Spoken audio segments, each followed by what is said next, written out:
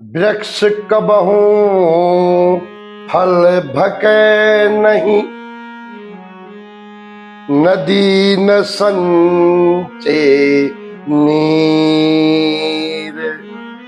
अरे परमारथ के कारणे ये साधुन धराओ शरीर। राधे राधे दोस्तों मित्रों, ये साधु कौन है जो यहां सुबह सुबह झोली लेकर घर घर में मांगने आते हैं? ये साधु नहीं होते, या बड़ी बड़ी धोती पहनने वाला साधु नहीं है। परमारथ के कारणे जो दूसरों की भलाई के लिए काम करे वो साधु। तो सबसे बड़ा दिगंबर साधु कौन है इस संसार में?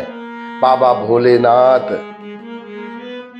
और जिन्होंने अपने जीवन को किस तरह से त्याग किया, इसकी चर्चा आज ये रही आपके स्क्रीन पर।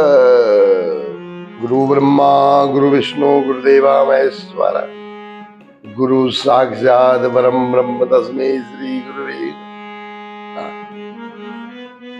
नदियों में गया, नालों में गया, तीर्थों में गया, धाम में गया, कुछ नहीं मिला।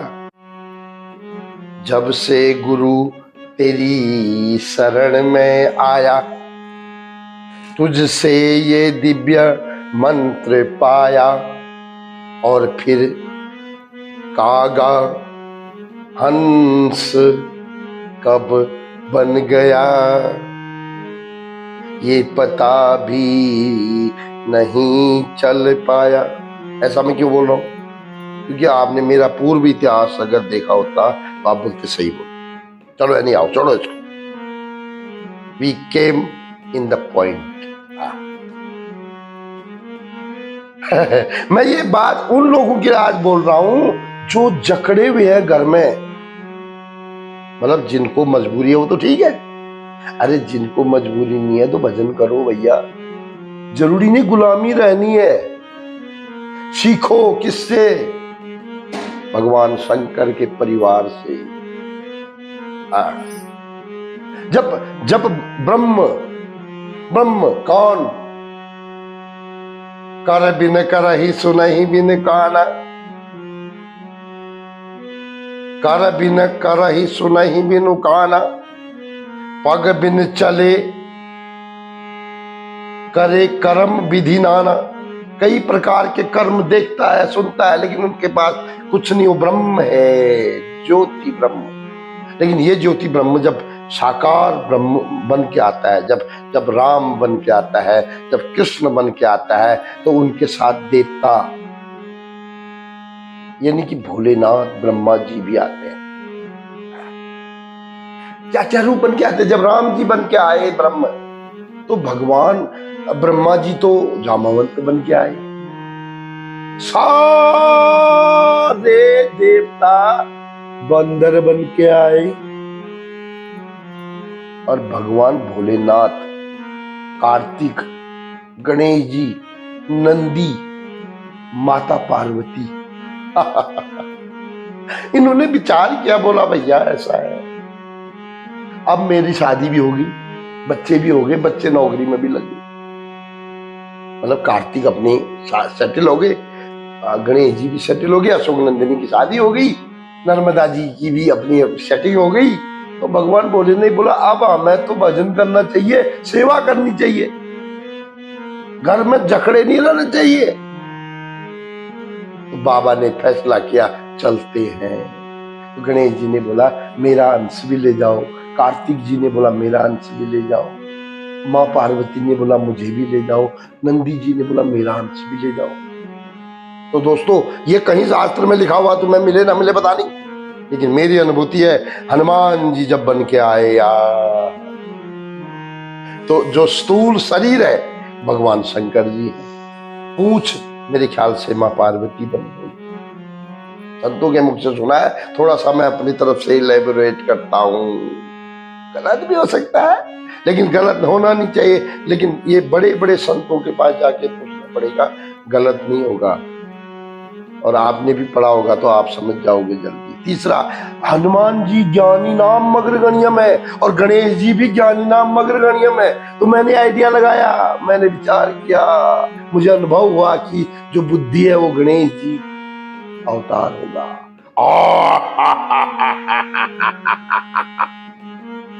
पराक्रम में हनुमान जी जैसा कोई है? एक छलांग में समुद्र पार कर दिया, इतना बड़ा युद्ध कौशल। मेघनाथ पर एक मुट्ठी मारी प्रहार, मेघनाथ योजनों दूर चला गया जब लक्ष्मण जी को वो पकड़ने आ रहा था। इतना बड़ा पौरुष, इतना बड़ा पावर कहां से आया? तो मेरे ख्याल से कार्तिक का अंश भी, यानी कि कार्तिक जी का अंश, नंदी जी का अंश, गणेश जी का अंश, माँ का अंश और स्वयं भोलेनाथ का अंश बनकर हनुमान जी परमानेंट की संसार में काम कर। मित्रों, मेरे पूज्य जनों, गुरुदेव जो भी संत महात्मा इसको सुन रहे हैं वो पक्का ही समझेंगे कि हाँ ये कुछ बन रहा है। मुझे तो ऐसा अनुभव हुआ। बाकी भोलेनाथ के बगैर, भोलेनाथ की कृपा के बगैर मुझे ऐसा अनुभव होना तो असंभव है। तो हनुमान जी जो है, भगवान भोले, माँ पार्वती, भगवान भोलेनाथ के पूरा शरीर, मतलब पूरा उन्होंने संसार को दिखाया कि अब हमें राम काज लगी तुम अवतारा, सुनहु पवन सुत पर्वताकारा। जब जामवंत ब्रह्मा ने वहां पर आदेश दिया, उनको सलाह दी, अरे तुम्हें याद नहीं है, you are forgetting, you came only for the cause of the Rama, तुम राम के कार्य के लिए आए हो, चुपचाप वहां बैठे हो इधर किसी गंदा कांड में पढ़ लेना। किसी गंदा कांड में जामवंत बोल रहे हैं, कहा चुप साध ही रहे हो बलवाना, पवन तनय तुम पवन समाना, तुम्हारा बल पवन के बराबर है, क्या चुपचाप बैठे हो इधर? भाई साहब, कोई तो जगाने वाला होना चाहिए, तभी जगता आदमी। बड़े बड़े से इंटेलिजेंट बच्चा घर में पड़ा रहता है, लेकिन उसके माँ बाप यदि उसको ध्यान नहीं देते तो कुछ नहीं कर पाता है। लेकिन माँ बाप जब ध्यान देते हैं, तो मैंने ऐसे बच्चे को भी देख के आया हूँ जो 500 में से 500 लाया हुआ है। हमारे गांव की बात है साहब, हमारे गांव की ब्लॉक की बात है, क्योंकि उसके माँ बाप ने उसे जगाया। तो भगवान भोलेनाथ ने भी अपने परिवार को जगाया और राम काज के लिए लगे, आज तक फेमस है। क्या आप भी फेमस हो? क्या मैं भी फेमस हूं? इसका विचार आपने करना है, मैंने नहीं। मिलते हैं किसी और प्रसंग के साथ सिर्फ 2 दिन बाद। तब तक के लिए मंगल भवन मंगल हारी, रबहु सुदशरथ अजिरे बिहारी। अभी शिव जी का प्रचलन चल रहा है, शिव जी का समय आ गया। नारायण तो मेरे सोने वाले हैं, इसलिए भैया चमचागिरी तो हमारी आदत है, तो भगवान शिव जी की चमचागिरी भी ज्यादा चलेगी, शिव जी के बारे में ज्यादा बातचीत चलेगी, क्योंकि नारायण तो मेरे प्रभु सो रहे हैं। जब जगेंगे उठने के दिन, उसके बाद उनकी सेवा देखेंगे। तब तक के लिए जय श्री कृष्ण, राधे राधे बोलना पड़ेगा।